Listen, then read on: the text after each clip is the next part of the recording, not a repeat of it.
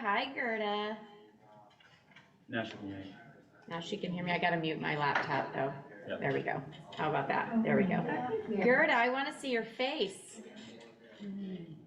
I see Juliana in Where's the here. camera? I see Amy. So I should talk here. I see Fernanda. Huh? And Shen. And Miss Julie. Hey, Tina. Hey, how you doing? Pretty good, thank you. Good. Just giving everyone another minute to get in here, and we'll get started. Hi, Judy. I don't see Joe yet. Oh, there's Joe. Well, I see Mary. Is he with you, Mary? You recording this, Brandon? I like your cute shirt. He's coming. Coming? Okay, good. Hi, Gerda. Hey, Tina. I like seeing your face, girl. Thank you. Likewise. What about me, guys? What about you? Oh, your Hello. face is nice. Hi, everybody. It's Tom, Where's the everybody. Hey, guys. Where's the camera? He's like, where's the camera? So I can talk. I feel like I'm on a newscast. Which one's on? That's We're the like, newscast look right who's on the, who does the, not the Today Show? What's cute blonde? What's it? Rachel? Or no? What's her name? Kelly and Oh yeah, Tina and Tom. Oh, right, Tina and Tom. But Kelly, who's the other guy? Her co-host. TNT, baby. Kelly. Kelly Ripa. It's- Kelly. It's Ryan Seacrest. Oh, Ryan Seacrest. That's it. You're my Ryan Seacrest today. I wish I were. I don't have I love that it. jawline. I love it. Oh, I see Michael. Hi, Michael. Good. We got some good group. All right. So, are we recording this right now? Brandon? Yes, we're recording. Yep, you're good. Okay, guys, I think we're all here as far as our people that are going to be giving back. So welcome back to our Freedom Builders Mastermind. I hope you guys all had an awesome week. TGIF, I'm ready for TGIF this weekend.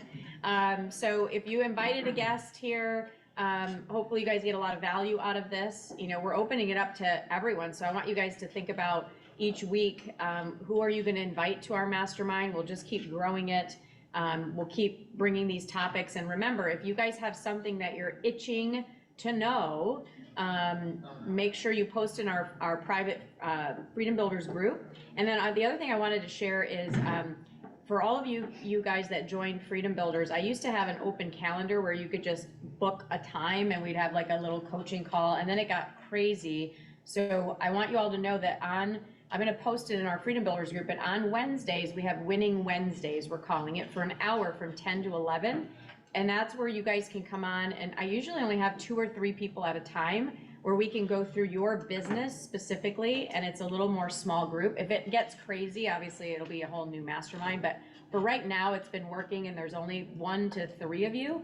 So if you guys have any immediate need, Gerda, Amy, Julie, or whatever, just think of Wednesdays from 10 to 11. I'll be available more privately so we can help you guys with your business. So, so today we've got some helpers that are going to talk about a few different subjects. The first is buyer agent or listing agent. Which one is better suited for my personality style? Which one should I do, or should I do both? How to write offers is the next subject, which we've got Tom here, who is one of our newer buyer agents, newer agents on our team. And in January, he wrote and closed 9 transactions. So yeah. 12 year to date. 12 year to date. Yep. So we're just through February. So we're going to hear from him how he thinks outside the box, how he gets people on his side, how he solves their problems, because obviously I think the way that we're treating our buyers today is a little bit different. It's not like, hey, you know, you have a dog, I have a dog, do you want to buy a house? Okay, here's the house, and they buy it. It's a little more, we're going to have to get a little better at closing, but not closing from a sense of, you know, car salesman close, more like keeping them confident and closing on the fact that you should be their agent, and removing uncertainties. And then the last thing we're going to talk about is with our head coach, Miss Judy Fortin, who is an actual coach. For those of you that don't know her, she's been coaching for 20 years. She's going to talk about, should you hire a coach, why hire a coach, and what does that coach actually do? I know I've had 7 different coaches in the last 15 years, all for different things at different times.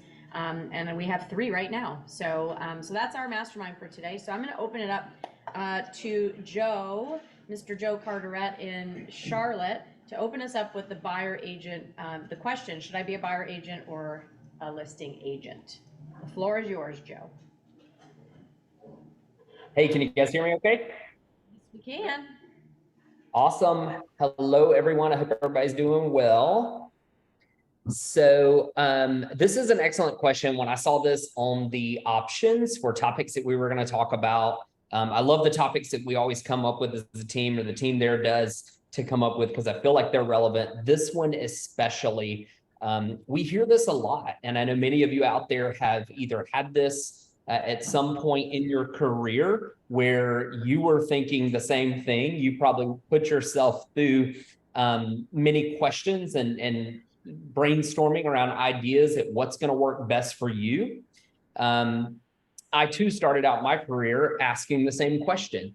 I think what I have found is many times a lot of people tend to become a generalist and end up doing both versus specializing in one or the other. However, we know there's a lot of folks that do end up specializing in one or the other, or simply were led through to there by a passion, something that they enjoy more about one or the other.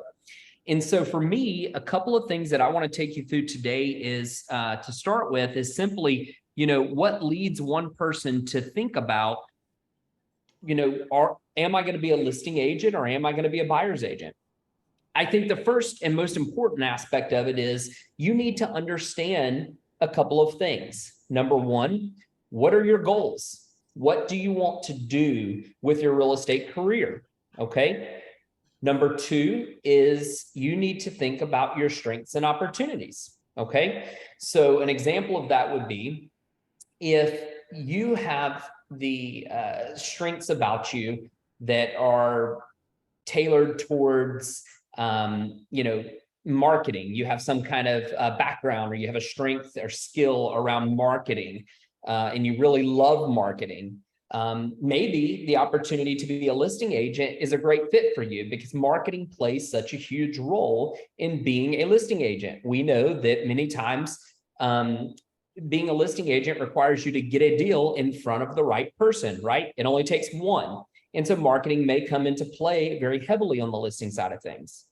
Another question that you want to ask yourself is, do you prefer working with people in finding their home? Because maybe you have an eye for the design, you have an eye for what people are looking for.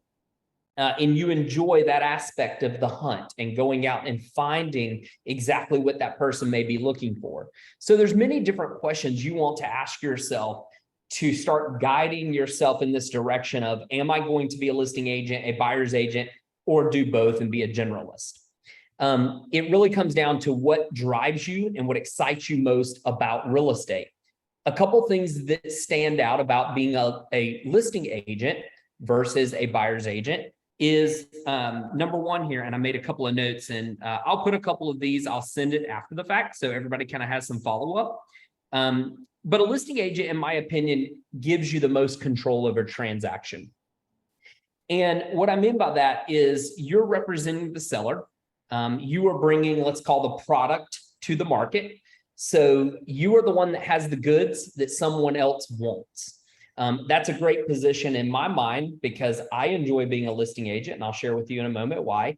It's a great position to be in. I enjoy being on that side of it because it allows me to set the tone. It also brings great responsibility because it forces me to make sure that what I'm bringing to the market is brought to the market in a way that is going to make my sellers, which are my clients, obviously, proud, and is going to get in front of the largest audience and give me the best chance at actually converting that into a closed deal, right? So a couple of things that stand out that you need to make sure of when you're thinking about being, let's say, a listing agent. Number one, is you want to make sure that you are in a position to handle that listing. You want to make sure that you can skillfully take the goals of the seller and bring that to life, because that's how you're going to maximize their return and the short amount of time of getting that property sold and them on to their next adventure. You need to make sure that you have the skills to bring that property to the market. You also need to make sure you have the budget. So being the listing agent requires you to have an operating account to where you can do the things that it takes to properly get that listing to the market, such as photos and pictures and the marketing, some of the things that obviously may seem common sense, but when you really get into it, there's a whole lot more involved that you want to make sure you know of prior to committing yourself to being a listing agent, and certainly prior to putting yourself out there in front of a client to represent them. Another thing that comes to mind is being able to guide a seller around. Let me switch my phone on mute. I apologize, making noise in the background there. Being able to guide a seller around timelines and the importance of preparing their product to bring to the market. So we know the work that we have to do to best set them up for success. We also have to make sure we can level set expectations with them and provide guidance to get them to show up to the market in the right way. Okay. So that conversation to some people may be difficult, because there may be difficult conversations that you have to have sometimes with sellers to make sure that you are maximizing their chances at meeting their goals based on the timeline that you all have communicated and set with them, right? So an example of that is you have a property that is in rough shape. You know that if you bring it to the market, let's face it, this is going to be a cash offer situation, and it's going to be maybe investors. A lot of investors are going to be coming to the market and making offers on this property. But the expectations of your client are that they're getting a much higher return on that property. You've got to be able to have those difficult conversations about why they're not going to see the return that they're looking for if they're not willing to do certain things to their properties. Sometimes those conversations can be uncomfortable for folks. So being able to have those conversations are important. The other thing I want to talk about is marketing. I mentioned it a moment ago. Sometimes I've run into situations where agents thought that, I can get pictures with my cell phone. I can put this thing on MLS and, buyers are just going to flock and want to buy this property. Well, marketing is so much more than that. And you want to make sure that you're skilled, or at least you have the resources to support the appropriate way to market a property. You also want to make sure that the conversations are had with that owner so that they fully understand what you're going to do to market that property, which starts when you're in that listing appointment to convey to them why they should choose you versus someone else. If this is not a strong suit of yours, if you don't have the ability to be creative, the resources around you to bring that marketing to life, it may be an opportunity for you to think twice about going and putting yourself out there to a client and saying, I can get your property sold and here's how I'm going to do it. Because marketing plays such an important role in taking a listing to the market and actually getting it sold. Another thing that I see, we always hear this about those who have listings last. There's many different variations of that saying, right? But at the end of the day, I truly believe that if you have the product that someone wants, you do hold that upper hand. I kind of started out with that comment, right? So if you have a bunch of listings and you have products that people are looking for, especially in what we're seeing right now over the past couple of years with down inventory, we hold that inventory, right, as listing agents. If that is something that someone wants and it is a commodity, such as a good looking property, a great listing in a great location, in a great school district, that gives us the upper hand. So the comment, listings, people that have the listings last simply means that if you've got the product that someone wants, you tend to have the upper hand and will last longer in the business. Now, I'll pause for a moment and kind of flip to buyers, because I see this and I have some folks on my team that really enjoy representing buyers. Maybe you don't like, dealing with offers that are coming in, being able to have the conversation with sellers around multiple offers and how to determine which offer is going to be the best one to accept. Sitting down at the table with sellers and comparing those offers and being able to articulate the difference between those offers with the mindset of why it's important to your seller because of their goals that you had nailed down, weeks and months prior. Maybe you don't like that. It's uncomfortable, but you really love the emotional side, the side of meeting people, understanding what's important for their family and their search. And you love the thrill of the hunt and going out and finding that perfect home for someone. Maybe you're the type that has an emotional connection to that hunt and the ability to make someone's dreams come true and find that ideal home that they've saved forever for and can help them actually bring that to life. You also enjoy the aspect of being able to connect the dots in home ownership and take them from the idea of being a homeowner to introducing them to a lender and having the dialogue of, is this even a possibility? It's really a journey as a buyer's agent. I feel like you are much more invested into it emotionally. There's more of a personal connection, in my opinion, to representing a buyer. And in some cases, it could be a longer journey because that hunt doesn't always end, in a week of looking at houses. So we wish it would sometimes, but it doesn't always happen like that. So there's many different reasons, but all these things that I shared with you today, and there's plenty more, and I'm more than happy to have an extended conversation. They come back to it really it depends on what your personal goals are. There is no answer of right or wrong, listing agent versus buying agent. What is best? Because what is best for me doesn't necessarily mean it's going to be best for Tina or Brandon or Mary. It's not always going to be the same goals. Our goals are certainly going to be different. And that's where you need to start when deciding, am I going to be a listing agent, a buyer's agent, or a generalist and represent both? So I'll pause for a moment. I'd love to be able to kind of open it up. Tina, how would we like to do questions? I'm sure they'll spark some additional questions here. So I just put in the chat box if anybody has questions, just raise your hand or unmute yourselves. It's a small enough group, but I think you hit it, Joe. It's like, listing agent, buyer agent. To me, the listing agent is more of that high D, results based, doesn't mind confrontation because there's a lot of confrontation in telling a seller their price is wrong that they want, or telling them that they have to paint their house, and it's very uncomfortable at times. So I find that my high eyes on the disc, if you haven't done disc, they're the personality style that likes relationships and more fun, and it's more enjoyable to be a buyer agent. So so I think that they're both very consultative approaches, just for different reasons. So does anyone have anything to share on that side, or have questions about, buy side, list side? Because I think you have to do both to be a well-rounded person in real estate, but you don't have to like both, and you can gravitate towards one based on your personality style. That makes sense? Yeah. Well, Joe, that is awesome. Thank you so much. Does anyone have a question for Joe? No. Yeah, All right.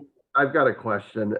It's kind of a loaded question, but is there a difference in income potential between a buyer's agent and a seller's agent?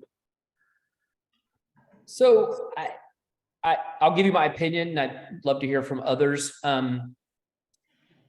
So for me personally, I generally am listing heavy. Having something to bring to the table like that product, right? It makes me feel a little bit more security. If I know that I have a bunch of products, right? I've got a bunch of products in my pipeline that I'm putting forth to a bunch of agents that have a bunch of hungry buyers, that translates to money to me. So when I know that I have a bunch of what someone else wants, it gives me the feeling of being able to make more money. I also look at it from a standpoint of cost and where my time investment is. If I am running around and I've got a buyer client that wants to see 100 houses, that time investment is going to be much more, obviously.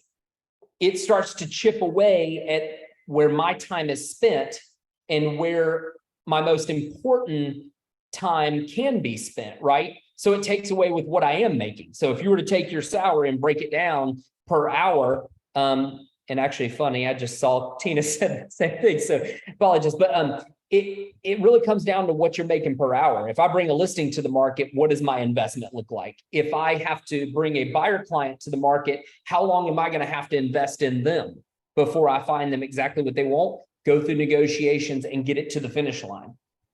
That's where I think the money difference could come into play. And there's also, I think, more control, right? There's a little bit of the control. Like I have a buyer coming in from out of town and they only have a few days. I have to do it. Yeah. But Joe, can you help us maybe understand if someone is buyer heavy, how do they purposefully make the switch if they want to become listing heavy? Yeah, I think it starts with the relationships, first of all. And what I mean by that is that this example, and I think actually now is the time, we've talked about this on some of the calls, it's set us up for this to happen organically. If you have built relationships over the past year and a half, and you have continuously had systems in place to follow up with those relationships, and we're speaking specifically around buyers. So you've had a bunch of buyers, you've got them into houses, and you've done a phenomenal job with following up, and you've done your due diligence with staying close to them. You are who they are coming to when it comes time to list that house, right? And you want to make sure of it. So that is an easy way right there to get into it, because we're in a situation now where so many people were panic buying, and Tina was talking about this a couple of weeks ago, or Judy, you may have been talking about it, is we're going to see, and we are seeing, people already unloading those houses because it wasn't exactly what they were looking for. So some of this may have been organically happening to you right now or getting ready to. I think we're going to see a lot more of that as we go into the spring and summer markets. So that's number one. Number two is, I think that it starts with changing your behaviors and actions if you want to get into it. If you're not making expired calls, there's a simple start. If you're not going after FSBOs, today's the day. So it can be as simple as changing your daily and weekly behaviors and actions to start getting into listing. But before you do that, I will warn you, you need to put yourself through some of these questions that we've talked about today. What are your goals? Are you financially, operationally able to handle the finances of getting a listing to the market and all the way to closure and then do it again? What if it falls through? You may have to invest some additional money. You need to think through that. And then the second thing I will say, and I know the call group does this, I don't know the exact procedure, but you need to make sure you're trained. You need to make sure you're comfortable. You need to go through scripts that are related specifically to listings, as all your time has been spent on buyers, and it is very different. Once all that has happened, I think I would shift my daily behaviors and actions to get listings quickly and make that transition. I love it. I love it. Well, thank you, Joe. That was awesome. So if you guys have any more questions on the topic, just, throw them in the chat and we can hopefully get to them by the end. Rupesh, as you're talking to buyer leads, assume they have a property to sell, ask them, and which property will you need to sell before you buy? A lot of agents miss that when calling a buyer lead, and it's so true, Rupesh, they're living somewhere, right? So we better ask, and we know on our team, 30% of the leads that come in have a home to sell, 30 to 40%, depending on the lead source, like for Zillow leads or whatever, we know that they're living somewhere. So good, well, thank you guys. Our next topic, which for the folks that don't know, Tom is here sitting next to me. Tom Jennings is one of our agents on Call Group, and he's newer with us, but in his first few months joining the group, he was learning just drinking through a fire hose, learning the processes and systems, because he comes from a sort of sales background, and has owned many homes. It's just this was new to him. And this past January, he put 9 homes under contract, and he's got 3 more this month. And so 12 total for the year. And what we're going to talk about is how do we write offers, that win, but more and above that is lender credits, benefits of working with him, making it fun, talking to the other agent, making them feel special, and then leveraging the team. How does he do all that? So I'm going to start off with you, Tom. What got you from, learning everything to being a new agent still, and then all of a sudden you've got 12 deals.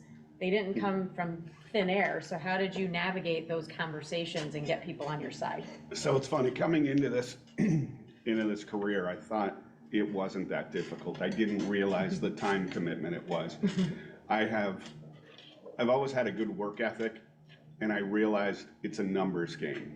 I had to just keep putting myself out there, keep trying to meet with clients. I figured the more homes that I showed these clients, it's a numbers thing. Eventually, they're gonna find one they like. So I was just doing that, but I was spending a lot of times just kind of spinning my wheels. So what I did is I realized there's no one magic formula to work with every buyer. Every buyer that we have is individual, and they have their own strengths and weaknesses. For example, someone might come in and they're a cash buyer. That's a strength. That's an easier deal for me to work with. Other clients may come in and they may have some financial restraints, and they're with a different type of loan that's a little harder to push onto a listing agent. So what I try to do is every time I have a buyer is I kind of take a step back and evaluate, what am I working with this buyer? What are their strengths? What are their weaknesses? How am I going to attack this? So for example, the market's changed a lot since I came on. I came on at the tail end of COVID. I saw interest rates rise. I saw the winter cool off. I'm seeing it heat back up, and now I'm in a multiple bid situation here in our market, which is happening on a daily basis. So what I'd do is I'd look at a buyer and I'd realize that they can't compete in a multiple bid situation.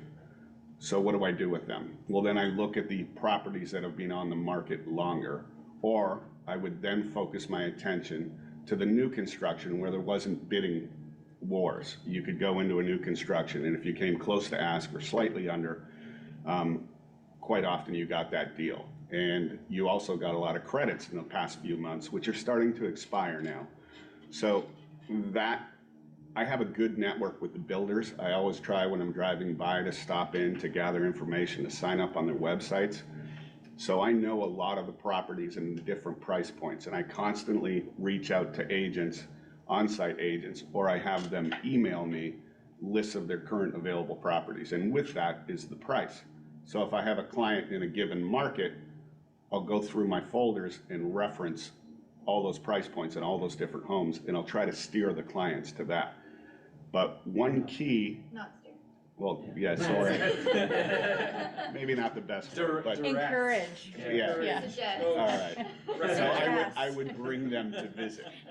So there are a couple things that are important, and it's not always writing the offer. The first step is really finding them something that's going to get them to the point that they're going to offer. So before that, I always like them to use local lenders. I found them much easier to work with. They're familiar with their market. They tend to give us a little, they respond to us quicker. They're more apt to help us than a Rocket Mortgage or an online lender. And I think quite often that lender, if you leverage the strength of your local lenders that your office or that your team uses or that you as an individual agent use, it can really put you in a position of strength when you're negotiating, because they can set the best loan up for those people. They can get them buyer assistance. They can get them into the proper loan. They also tell you, hey, this is how you structure your deal when you write it. You can only get X percentage back from the buyer in closing assistance. So you have all the tools in your toolbox. It's just a matter of knowing which tool to use for which buyer. I happen to have the fortune of working with Tina on the call team, and she carries a lot of weight in this market. So agents having communication with those other agents certainly helps. They know Tina, they know our firm, they know our agents are well trained, they know we can get our buyers to the table, they know the lenders that we work with, and that certainly helps you. So if you don't have good relationships with your lenders, I would focus on that and try to leverage that a little bit. That'll help you a lot. Get familiar with the different types of loans, Know that in certain markets, you can get USDA loans. Find out if they're eligible. If that's the case, maybe your buyer can go out there and have an opportunity a little further out.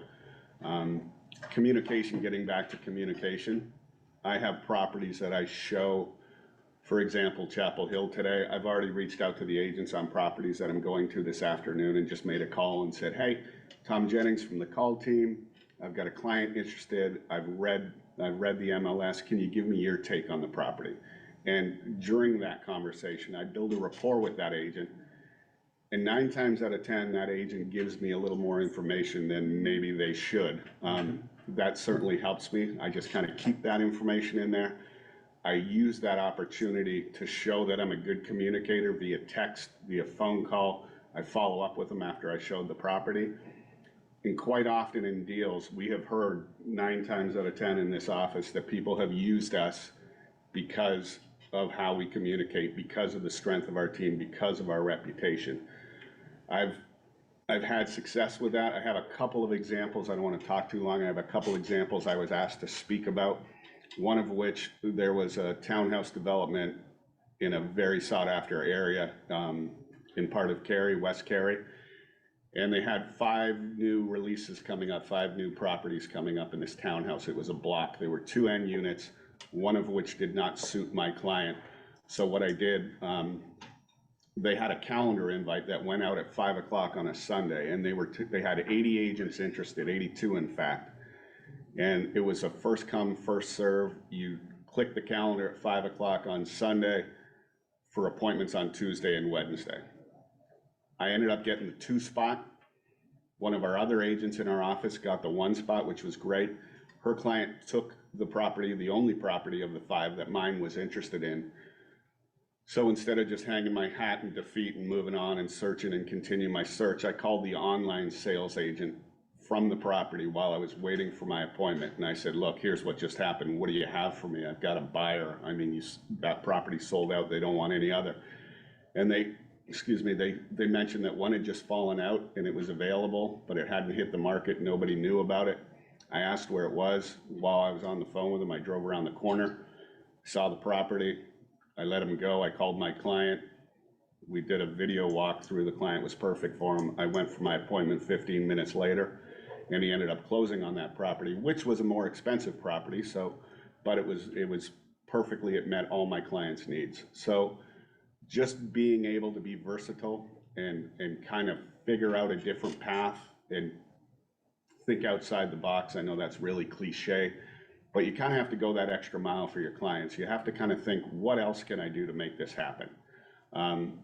And bring them success and get them into the home that they want. So it's a win-win situation, but you have to really apply yourself and think, okay, I'm in this situation. What are my possibilities? And then just start chipping away at those, trying every one of those to see what you can happen. One last thing I had a client that I met with, showed them properties. I didn't have them under agency at the time. We'd seen, I think, 2 properties. I usually give them a couple and then I ask. They happened to walk into an open house and really like an agent that was in that property, and they called me and told me that they wanted to work with them. The house happened to have solar panels on it, so I just I pled my case a little bit to them, but I didn't want to be pushy. And I said, look, I'll just make sure that when this is done, those solar panels, if you guys don't opt to buy those in your purchase when you move forward with this house, make sure that you guys have a licensed contractor go up on that roof, make sure you write it in an addendum that if the panels are removed, that it's been inspected and professionally repaired, and just make sure that you're covered. And your agent's probably told you that, but if not, I just want you guys to know, and I'm here for you guys if you ever need me. So they said, thank you, they hung up. 6 hours later, I got a call and they said that they wanted to work with me. So it was just offering service, and that helped me. Those clients actually close on Monday. So I could have let them go, but I just try to come from a place of service. That's another little avenue that gets you into the position to be able to write the loan. And ironically, they wrote an offer on a house on a new construction. They hadn't seen multiple bids in months. The day we wrote, there was a multiple bid, which we lost. They were gonna go home, they were sad. In fact, the lady was crying, the wife was crying. And I said, we're here, let's just go see what else they have, just for the sake of looking. Like, it was a 45-minute drive. So they went into a property, they saw it, we went home, they called me that night and said they want to offer on it. So again, it was a more expensive property, but don't just give up. Try to present them with other options, and it'll move you down the line. It'll get your clients through the funnel to the finish line, and then you can write your offers and have success that way. But just always be thinking. I love that, and it reminds me of what I love about Tom is he is. You don't just give up with the one rejection, which I think a lot of agents do because they don't want to be pushy. But I remember so many times where I would pull up to a house, I would get out of the car and I could see my client's face and they're like, no, they looked at the house, and we've all been there, right? And they won't go in the house. They're like, no, it's not I don't like this neighborhood. And I'm like, well, we're here, same like you, let's just see it, because we've made the commitment. We've had the seller clean their house. They probably have a camera, and we don't want to be rude. This is their home. So I would guilt them into getting out of the car and going in the car. I can't tell you how many times we would buy that house because they're judging it by the cover, which after I had them in the house and they love the house, it's let's paint the shutters, let's paint the brick, let's change the landscape. I was always prepared with pictures of befores and afters on brown cabinets to white cabinets. Hey, I know you don't like this kitchen, but what if you could paint the cabinets for $800 or $1,000? It's your job to solve problems and not just feel like, oh, it's a roadblock, I guess we're done. He picked up the phone, he called the onsite, he dug a little deeper. I just think we give up too soon.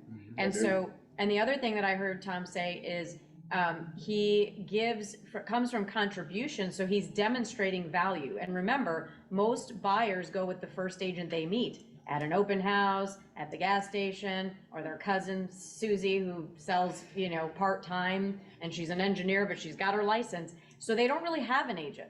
Just because they say they have an agent doesn't mean they're committed to an agent. In my mind, everyone has an agent because there's 2.5 million agents in the US. Everyone knows an agent. But to me, it was, when I go there, I'm going to demonstrate my value to where they say, I want you to be my agent. And so I think that's great. They say Americans, 78% of them know an agent, whether it's a family member or a friend, but 78%. So every time you make those cold calls, every time you're dealing with somebody, that's their first objection. They're going to say, oh, I know somebody. Yep. So we talk about it here in our office, and Tina trains us on it, is that dig a little deeper. Don't just take that and go, oh, bummer, you have an agent. Well, it's a way for them to get you off the phone. Sure. I'm good. I'm not looking anymore. I've got an agent. I've got it handled. They're lying half the time. They really are. Yeah, and you can dig a little deeper. You can use your objection handlers. You can ask them, have you signed with that agent, or are you actively looking with for that agent? What was your process in selecting an agent? Sure. How many did you interview? How many agents did you interview before? That would be better than did you sign? Because to me, did you sign that's creepy, right? So I wouldn't say did you sign. It's like, hey Tom, oh, you have an agent, that's great. What was the selection process to determine that agent? Did you interview multiple agents like a seller does? What did I just do there? I created doubt in their mind that they did not do that. And that's I exactly what I do. I say, oh, that's great. How many interviews did you have to go through to find the perfect agent for you? And then they just kind of stand there and they're like, I didn't. We didn't. Exactly. So, and then demonstrate your value. Right. So the other thing you got to think about with buyers too, and I heard a podcast a week ago, and they were talking about how we don't do a really good job at selling the certainty that if they do invest in a home and move up. So it was, we called it, so they were brainstorming, we called it equity acceleration process. And so if you use an example, like I did my own houses that I own. 20 years ago, I had my first house, which we paid $75,000 for. It was a little condo. If we had stayed in that house, today it's worth on Zillow $175,000. It's just a little condo. So I would have stayed in that house all this time because I didn't want to move for interest rates or whatever, and I would have made $4,500 a year. If my second house, which I paid $275,000, is now worth $650,000, in a 10-year period, if I had stayed in that house, I would have made $37,500 per year. So I would have made more than the first house because I moved up. My last house, which was 5 years ago, We paid $890, it's worth 1.6. If had we stayed, we would have made $142,000 a year. Wow. So it's like convincing a buyer too that investing in something that is worth more as well, growing your return by building in or by moving up to a larger asset over time could potentially be wise. So it's sort of that conversation of going, oh yeah, I didn't think about it that way.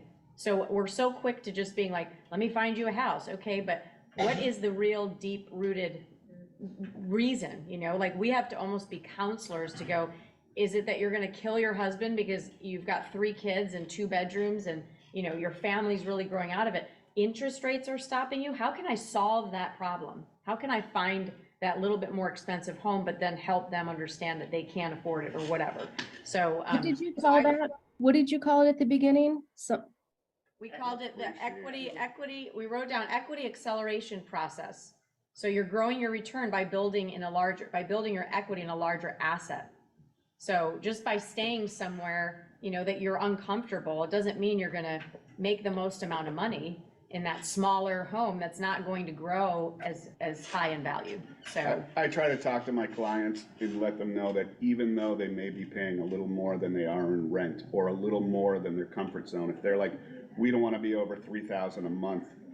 If they find something that's $3,200, I say you need to think of it as an investment. Yes, the money's going out each month, but instead of going into a 401k or buying a share of Apple, what you're doing effectively is investing your dollars in a different avenue. So it kind of cushions you and helps you against stock market fluctuations, but you're building equity, and that's the thing. And see, the difference between Tom and a brand new agent, and not anything against a brand new agent that's a little bit younger, right, is that you have some life experience behind that. So when you are a younger agent, you have to almost think about, I got to study and do research and development and understand a little bit more higher level conversation because I haven't owned a home yet, right? I haven't been through that life cycle, or maybe I haven't invested in the stock market. So you almost have to over-educate yourself, not just on the transactional process. Everyone knows the transactional process, or should. But where is the value differential where I go, oh, wow, he's smart. I want to be with him. That's the difference. Even though he's new and can close 12 deals, and it's because I think of the history, but then learning those things as a newer agent is going to help them become more attractive. And I know that's what I used. I just tried to get smarter and smarter and smarter and smarter, so that way they could say, ooh, she's so valuable. I was only memorizing facts. I didn't understand the whole ball, you know, kit and caboodle, but I understood enough to make them feel like I had a brain. But they didn't know I didn't. No, I'm just kidding. So I bought and sold a lot before. Got him.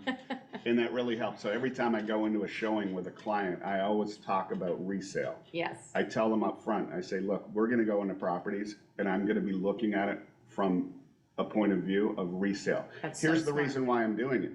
I'm hoping to get their listing. I want them in a house that doesn't have a terrible backyard, that isn't beside a road. I want them to be in a property that I know in 2 to 5 years, if they call me back, that I get to walk in, I get to list that thing, and it's location, location, location, or it's a great open space, it's not quirky. So I always try to give them that perspective as we're walking through. I had a buyer this morning, we just did a walkthrough, and it doesn't have a fridge, and she said, should I get a black appliance in here because the microwave is black and there's some black on the counter? I said, no, go stainless. I said, thank you, resale. People want stainless, don't go black. Your other appliances are stainless. So those kind of things, like just add those little things of value to your buyers, and it gets a trust in you. They start to realize that, hey, this guy knows what he's talking about. We're in good hands. And then it's easier for you to lead them to where you want to be or where you want to ultimately get them. And that's where they want to be, in a house. So it's an easy process. And you know what you just did there, and it's funny because as you're talking, this is logic. This is not anything we're teaching Tom. This is just logic. Is, you know, when I walked a property with a buyer, I would say, we can't buy this. And they're like, why not? Because I have to sell this in 5 years. And if I sell, and I'm sure Lisa, you've done it too. If I have to sell this thing with this yard or these cabinets or whatever, this is not good for resale. Not moving it. So what you're doing though is you're making them feel smart, and you're future pacing them that I'm protecting you because this living in a house, yes, it's a home, but it's also an asset. So when you think about it as managing your asset and the investment in the asset, that protection you know, it's not just about finding the perfect yard in the perfect neighborhood. That's part of it. But this is a big investment. So Sure. you make them feel smart is what I'm hearing. And you make them think in the future, and you're protecting them and they want to feel protected. Sure, and I didn't realize I was doing all that. I just think of it. It's common sense though, right? It It's is common sense, and It's I think common about it sense. from an investment standpoint. It Correct. is an It investment. is an investment.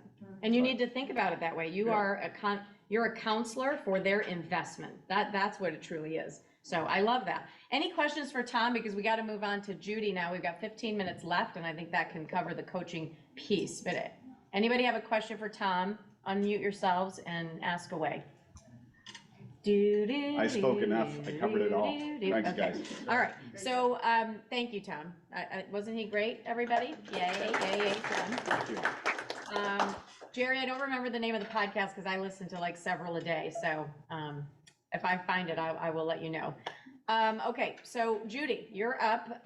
Coaching is our subject, and people want to know, should I get a coach? You know, you and I are big advocates of coaching. I've had a bazillion coaches for different things. So, and take it away, Judy. Awesome. First, I have to say, I'm really jealous. All of you guys have short sleeves on. We got about 2 feet of snow the other day, so we're freezing over here. I know. I chose to move here, right? It was 80 degrees here yesterday, Judy. Gosh. Okay. All right. So when it's funny that Tina, you had asked me to do this, not because I'm a coach, but my assistant and I were putting together some trainings, and this was one of her assignments was for me to put this together. So it helped me very much. And one of the things I did when I first did this, I just wrote down why would someone need a coach and what does a coach do? And I wrote down these words, this simple, and I stopped, but I wrote, to see the things you don't see yourself. Because that's what I feel happens when my coach is coaching me. And that's what I know that I do when I'm coaching somebody else. In fact, I asked a coaching client, why is coaching important to you? He came back to me. I haven't coached him in years. He came back to me just recently. And he said to me, originally for accountability is why I came back, but now I see more benefits. Learning on hearing things from you, like front loading my contacts to being able to relax on Friday afternoons and not to play catch up on Fridays.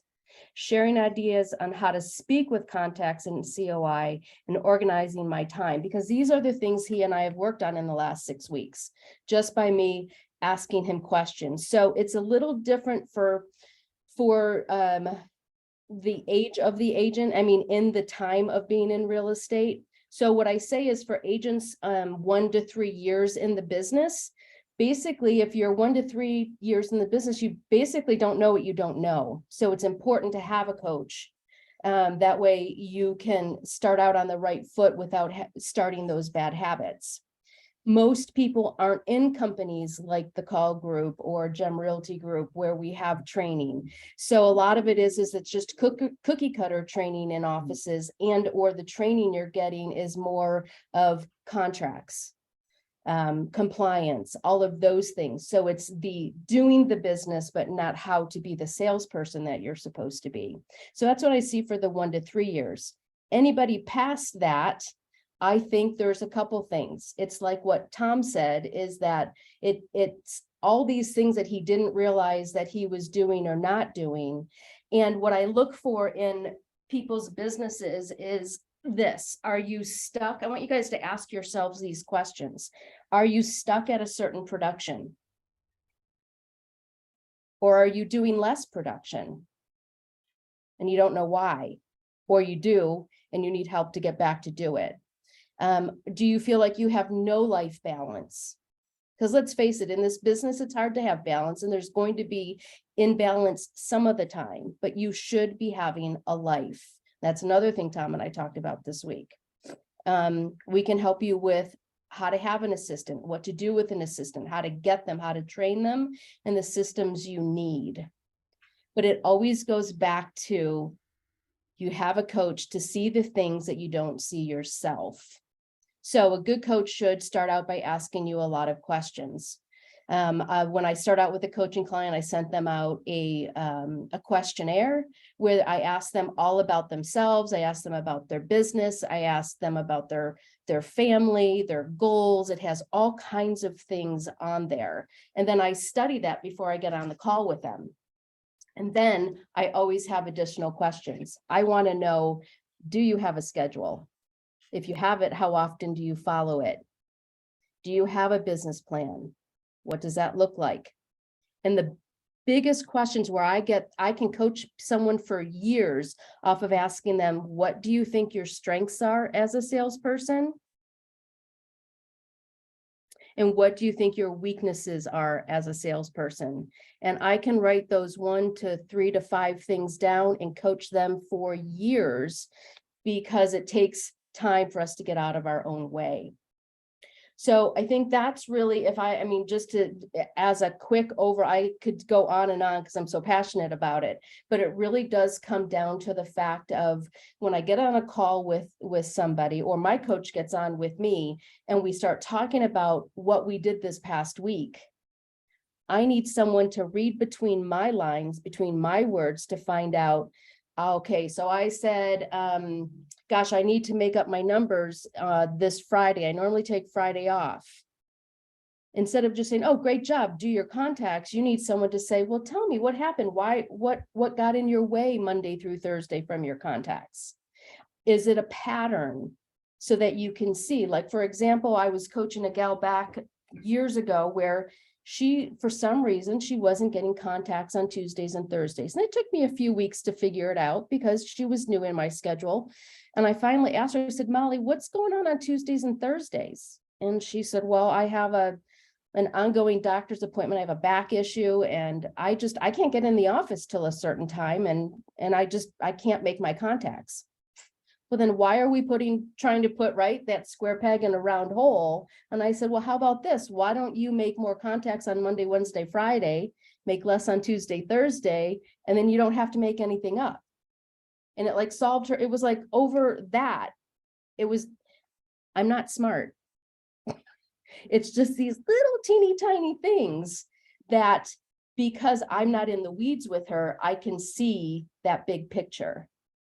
Okay, so the biggest thing with coaching is absolutely, I'll repeat it again, to see the things that you're not seeing for yourself. It's really that simple. I wish I could go, I could go on with things, but that's really the basis of it. Oh, can't hear you, Tina. Oh, yeah, I mean, I was gonna say you are smart, number one, but the thing is, some coaches there are better coaches than others. I've had really weak coaches where I'm like, yeah, I'm not getting anything from this. And I just know it because it takes a person to see the bigger picture and see the gaps. And you have that talent of seeing the gaps, where I think sometimes coaching can be more like a therapy session. Oh, tell me your therapists are, tell me your problems. How do you feel about that? How would you solve that? You're like, you're not helping me. Could you give me the answer? So I think a lot of coaching it's just not successful. And I've had to fire coaches before because they're not moving my needle forward. But I think, yeah, you do a great job with that. Well, yeah, and that's another thing too. I'm going to look, one of the things that I do when someone comes into my schedule as well is I look to find out, one, what are their goals? What are they doing that's working? What are they doing that's not working? Those are some other questions that I ask, or I find out by asking questions. On a coaching call, the coaching client should be talking probably 75% of the time, and I should only be talking 25% of the time. Correct. Mostly by asking the questions and then giving some direction. But when you ask those questions, it really does then bring it back together to see where they need to go next to push them, but then also to continue, because what I don't want them to do. So when we talked about with Joe, should someone switch from a buyer's agent to a listing agent? And if they want to do that, don't stop them from being a buyer's agent. They got to keep that going because that's where their money's coming from. But then you add in and you make the shift. So there's the guidance of pushing you, but pushing you in a way that you're then not going to fall in a place of not making money. and not growing and seeing what's happening. Because I've seen that happen where people will be like, well, I want to do this. Okay, so I'm going to stop doing what worked because I'm trying to get away from that. And then it takes a while to get the momentum up. So you have to keep them going at the same time. So it's the pacing that a coach can do to help you get to that next level as well. So I want to close this up too by talking about two things. Number one, we had a question that came in. What if I can't afford a coach? What do I do? And number two, coaching is typically about $1,000 a month. That's what I always paid. Judy, is that what you charge? $1,000 a month I do. Yep. for four coaching calls, 30 minutes a piece, once a week, right? Yes. So that's probably the standard in the industry. There are coaches that we've paid $4,000 a month, depending Correct. on their ability, or they're doing something completely different. So the thing you have to look at is, even at $1,000 a month, it's a $12,000 investment per year. What is your average commission in your market? If it's 6,000, then 2 more deals a year that your coach is going to help you land is definitely worth it. It pays for itself in spades. If you're in a market where it's 10,000 or 12,000, one deal. So that's what I looked at when I immediately signed up for coaching. I've never been without a coach. And the other thing I would say too, and Judy, you can expand on this, or anyone in the group, if you're at eXp Realty and you are in our groups, this is one of the 5 masterminds that we're involved in. So on Mondays, we have the 1 o'clock mastermind. On Tuesdays, there's a solo agent mastermind. On Wednesdays, there's the Power Ladies mastermind. Fridays, there's another one, I think, before or after this. You have to be a student and go, where is the information I need to go to it? And people never slow down long enough to do the research and development piece, because it's boring to sit and listen to information. But I would say, if I were an agent on this call today, there was probably, I took a bunch of notes, so that's where your notes and your little moments of little jewels that you get, that's the tribal knowledge that it's not in a book. You're not going to find it in a book, and reading a book once is not going to do it. You have to be around successful people all the time. That one nugget can make you thousands of dollars, but you have to be there to receive and then take the action to implement. Is that accurate, Judy? Yes, for sure. And I think I'd say, I don't know the percentage, but a bigger percentage of people who get into coaching can't afford it. And they do it because they know it's what's going to help them. And it's scary to get a credit card for that. It's scary to ask a spouse, or a lot of people have lied to their spouse about starting their coaching, right? So, and as coaches, we know that because we've been there. We know what that feels like, but it will be the best investment in yourself. And if there is no credit card, if there is just no way, then what Tina is saying is get into something where you're also being challenged, do those things, and then get right back to work. Because part of it is sometimes people get too much into the coaching, too much into all of the meetings, and then there's no time to go do the work. So find where your tribe is and where you're going to pull it from. We call that the forever student, right? Oh, They're the yes. people that are constantly getting master's degrees and they never do anything. Go but and then do anything. Yeah. Forever student.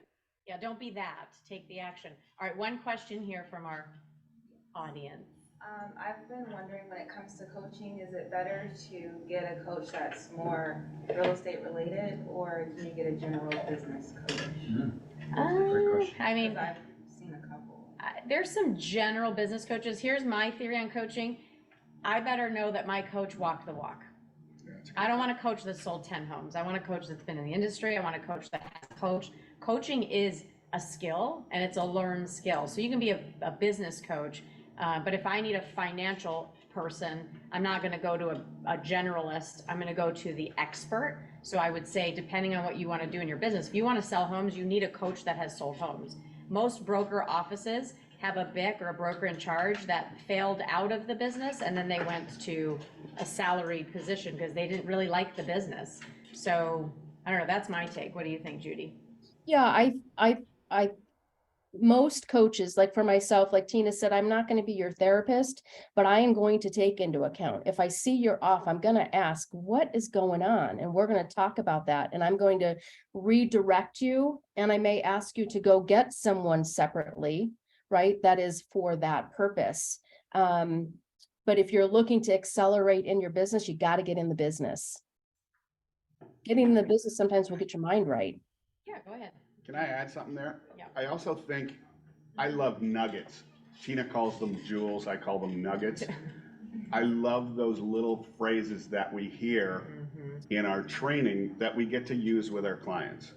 From a listing side, you would say there's two houses on the market, two types, those that help other homes sell and those that sell. Which one do you want to be? That's a nugget. If you go into training from somebody who is not in the profession, you miss out on those. And I find those to be some of the most important things in all the training I take are those little takeaways. Agreed. So I need somebody who's walked the walk, as Tina said. Can you repeat that nugget again? Repeat the nugget. The little nugget you just said. So there are two types of homes that sell. Those that help others sell and those that sell. Which one would you like to be? So that's if you have a listing appointment and they want to put their price up too high, you can use that. So it's just a little thing. And I've heard thousands of these and I take them and I try to incorporate those in my communications with my clients. And it makes me look like I'm educated. I'm new to the business, but it makes me look like I'm bringing value and they're like, wow. And it's a simple little statement, but it makes a huge difference. And So- you look for those, you practice them and I do. internalize them. Yeah. Yeah. I mean, that's the magic right there. Yeah. And you know, Judy, going to the Mike Ferry events, somebody would be on stage and I would be recording them. Well, before I had like video, I'd be trying to bring my old fashioned recorder to hear through the noise. Remember that? Just to hear the person on stage, because the in between the lines of the script, that ad lib part, that genius is what we grasp. And I leave those conferences going, yes, I have a page of genius ad libs Yeah. that are not in the book. And so that's why you have to be a present student to learn. So, all right, everybody. Well, thank you for the participation. Thanks to Joe and to Judy and to Tom. And all of you that showed up. Again, we do this every Friday. The first Friday of every month, we're going to try to do more of an in-house panel for our local Freedom Builders. We'll still Zoom them, but we'll definitely be on every week. And give yourselves a challenge to invite a friend, invite another industry peer that's maybe not with our company, to show them that every week we talk about this stuff. We get those golden nuggets and we don't have to jump on planes, trains, and automobiles and spend thousands of dollars to go learn something. We're learning at a faster pace, and that's gonna help them accelerate their careers. So I hope we see you guys all next week. Have a great weekend. Thank you. Bye all. Bye, y'all. Bye, everybody.